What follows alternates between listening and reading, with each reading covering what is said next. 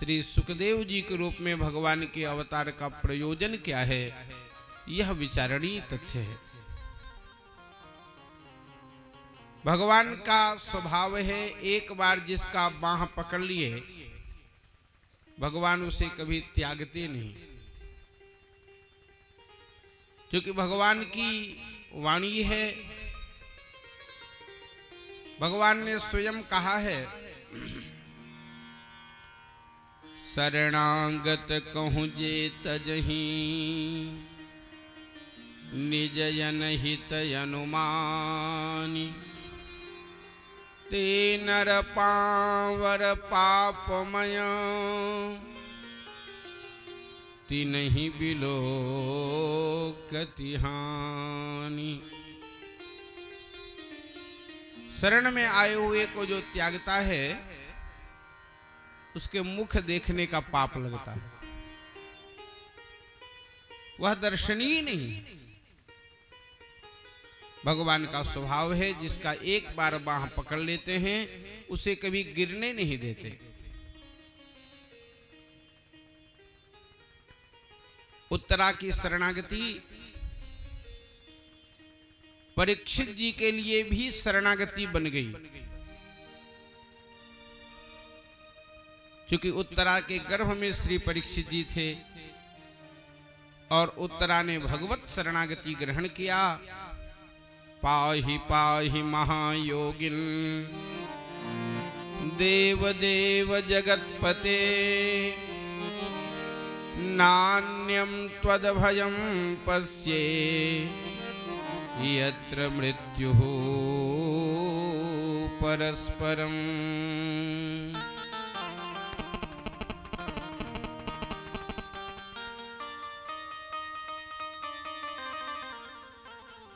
उत्तरा जी की यह शरणागति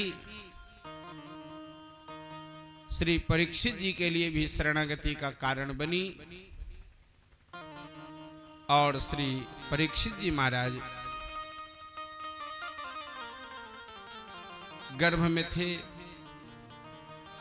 भगवान ने गर्भ में प्रविष्ट होकर के श्री परीक्षित जी महाराज की रक्षा की।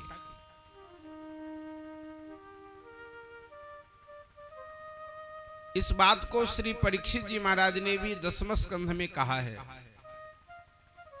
मातुश्च में यह शरणागताया। जिस समय मेरी मां ने शरणागति लिया, भगवान ने गर्भ में प्रविष्ट होकर के हमारी गर्भ में ही रक्षा किए। उन्हीं परीक्षित जी को कालांतर में ऋषि श्रृंगी का श्राप हो गया। इति लंघित मर्यादं तक्षकः सप्तमे हनी दंशति स्म कुलांगार प्रेरितो मे तदद्रुहम्।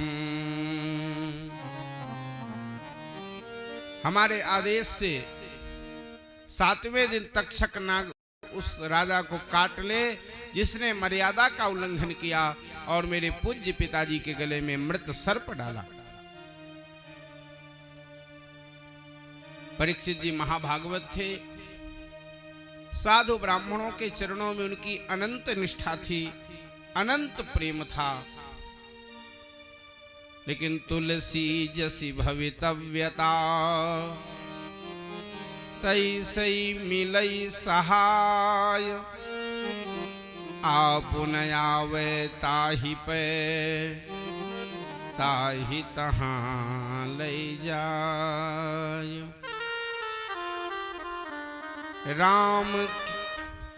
राम कीन्ह चाहि सोई होई करे अन्यथा अस नहीं कोई।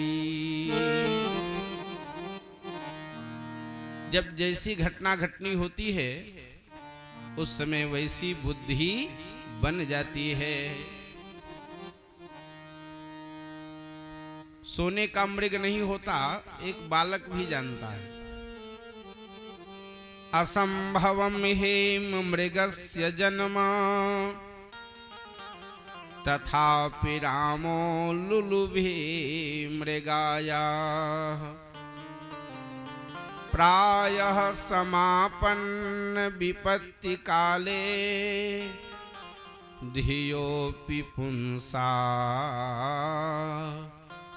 मलिनी भवन्ति। प्रायः समापन्न विपत्ति काले, यह प्रायः होता है जब विपत्ति का समय आता है, तो धियोऽपि पुंसा, मनुष्य की बुद्धि मलिनी भवन्ति, बुद्धि धीमी पड़ जाती है, बुद्धि साथ देना बंद कर देती है, और फिर व्यक्ति बिना बुद्धि के जब कार्य करता है तो परिणति नुकसानदेह ही होती है। परीक्षित जी महाराज ने महात्मा के गले में, समीक ऋषि के गले में मरा हुआ सांप डाल दिया, क्योंकि कलयुग ने उनकी बुद्धि को बिगाड़ दिया था।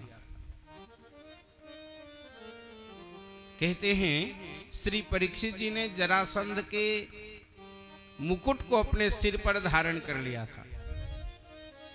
भीमसेन जी ने जब जरासंध का वध किया था तो मुकुट साथ में लाए थे, और दूषित धन को सिर में रखने के कारण कली ने उनकी बुद्धि को बिगाड़ दिया।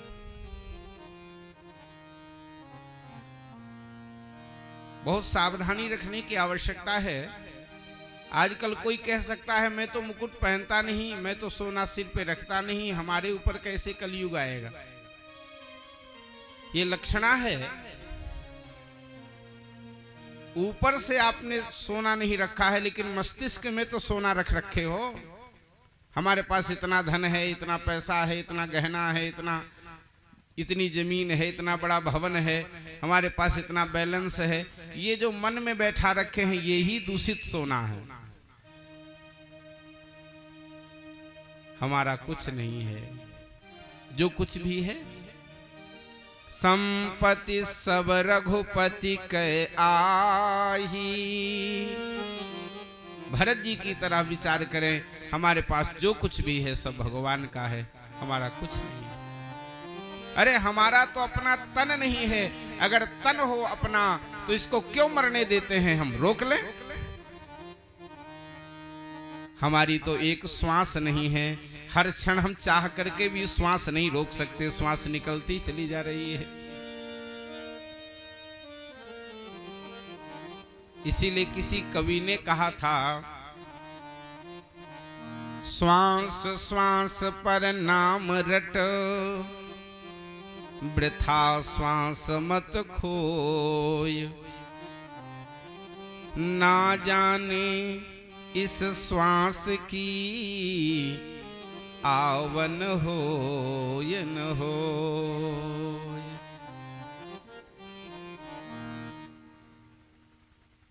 आप अगर मालिक बनेंगे तो फंस जाएंगे। मालिक मत बनिए, भगवान के दास बन के रहिए, और जो कुछ भी अपने पास है यह सब भगवान का ही है, ऐसा मन में विचार करके रखिए।